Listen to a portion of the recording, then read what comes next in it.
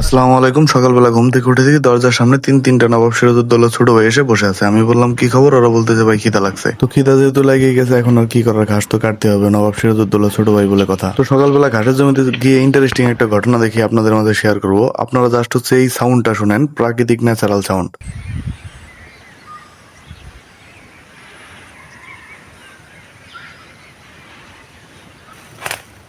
আপনি যদি কখনো একাকিত্ব ভোগে চরম ডিপ্রেশনে পড়ে থাকেন, তাহলে এরকম গ্রামীণ পরিবেশে গিয়ে 5 মিনিট বসবেন। বাদ বাকি দায়িত্ব প্রকৃতির সাথে মিশে থাকা পাখিদের। কখন যে আপনার মন ভালো হয়ে যাবে তা আপনি নিজেও জানবেন না। তো মূলত এই জমিতে ঘাস কাটে না কিছুদিন থেকে, তার অন্যতম কারণ হচ্ছে ঘাসগুলো এখনো ছোট ছোট, তেমন সার পায়নি, যার কারণে ঘাসগুলো দ্রুত বাড়তেছে না। এই জন্য কিছুদিন সময় দিয়েছিলাম ঘাসগুলোকে বাড়ার জন্য, যাতে পরবর্তীতে খড়ের সংকট না পড়ে। কিন্তু কি করার, নবাব সিরাজউদ্দৌলা ছোট ভাইগুলো তো আর ছাড়বে না। গরু কেনা হয় খড় দিয়ে চালানো যায়, কিন্তু ছাগল তো খড় খায় না, ঘাস অভ্যস্ত তারা, তাদেরকে ঘাস দিতেই হবে। আর এখন পাচারে কোনো ঘাস নেই, আর পাচারের কোনো জমিও ফাঁকা নেই। সবাই হচ্ছে ধান রোপণ করে জমি জায়গা ভরাট করে রেখে দিয়েছে। এই জন্য কখনো কখনো ছাগলকে ঘাস এবং কখনো কখনো গাছের পাতা দিয়ে আপাতত খাদ্য দিতেছি। কিন্তু ছাগল পালনে একটা সমস্যা হচ্ছে, আপনি ছাগলকে যেরকম অভ্যস্ত করবেন ছাগল সেরকমই অভ্যস্ত হয়ে যাবে। আমি যেহেতু অনেক আগে থেকে ঘাস খাইয়ে অভ্যস্ত করেছি ছাগলকে, সেহেতু এখন আমাকে ঘাস দিতে হচ্ছে, যার কারণে মাঝে মাঝে এরকম অপরিপক্ক ঘাসগুলোকে কেটে ছাগলকে দিয়ে দিই। তবে এরকম অপরিপক্ক ঘাস কাটাতে আমাকে খুব বেশি সমস্যায় পড়তে হবে না। তার অন্যতম কারণ হচ্ছে আমার কাছে প্রচুর পরিমাণে শুকনো খড় রয়েছে।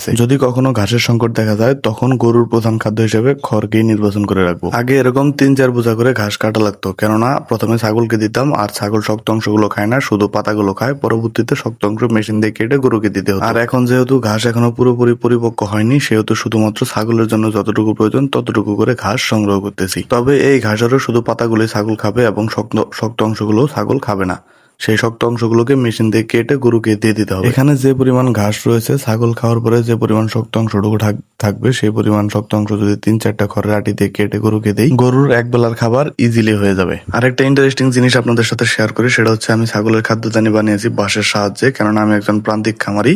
1500-2000 টাকা খরচ করে ছাগলের খাদ্যদানি তৈরি করা আমার কাছে অনেক ব্যয়বহুল মনে হয়েছে। তাই আমি সামান্য বুদ্ধি খাটিয়ে বাঁশের সাহায্যে ঘরোয়াভাবে ছাগলের খাদ্যদানি তৈরি করে ফেলেছি। আর এখানে আমি ছাগলের খাদ্যদানির সাথে ঘাসগুলোকে দড়ি দিয়ে শক্তভাবে বেঁধে দিচ্ছি। তার অন্যতম কারণ হচ্ছে ছাগলে ঘাস খাওয়ার পরে ঘাস প্রচুর পরিমাণে নষ্ট করে এবং মাটিতে ফেলে। আর মাটিতে পড়া ঘাসগুলোকে প্রচুর পরিমাণে পাড়ায়, যার কারণে পরবর্তীতে গরু আর সেগুলোকে খায় না। তবে আমি বিনা খরচে ঘরোয়াভাবে কিভাবে ছাগলের খাদ্যদানি বানিয়েছি সেটা যদি আপনাদের জানতে হয়, তবে এই ভিডিওতে কমেন্ট করেন, পরবর্তী ভিডিও আমি সেটা নিয়ে দিব। এখন পর্যন্ত যারা যারা আমার ভিডিওটি দেখছেন তাদের কাছে আমি করজোড়ে অনুরোধ করছি, আমার ভিডিওটি যারা যেখান থেকে দেখছেন দয়া করে একবার মাশাআল্লাহ বলে দিবেন। আর প্রান্তিক খামারিদের জন্য আমার 1 বছরের অভিজ্ঞতা থেকে ছোট্ট একটু পরামর্শ, পরিশ্রমের কোনো বিকল্প নেই। There is no alternative to be hard work. মনে রাখবেন, আপনি যদি মন থেকে কোনো কিছু করতে চান, তাহলে প্রকৃতিও আপনাকে উজাড় করে দেবে। ধন্যবাদ আপনাদের সকলকে। সকলে ভালো থাকবেন, সুস্থ থাকবেন এবং আমার জন্য সকলে দোয়া করবেন। মহান আল্লাহ তাআলা যেন আমার ব্যবসায় বারাকা দান করে। ভিডিও শেষ করার আগে আপনাদেরকে কিছু জিনিস দেখাই এবং সেই সাথে ছাগল কিভাবে ঘাসের ডগা কেটে দেয় সেই জিনিসটিও আপনাদেরকে দেখাই। তার আগে একটা কথা বলি, আপনারা যারা এখনো ভিডিওতে লাইক কমেন্ট করেননি, তারা একটা করে লাইক কমেন্ট করে দিন এবং একটা করে সাবস্ক্রাইব করুন।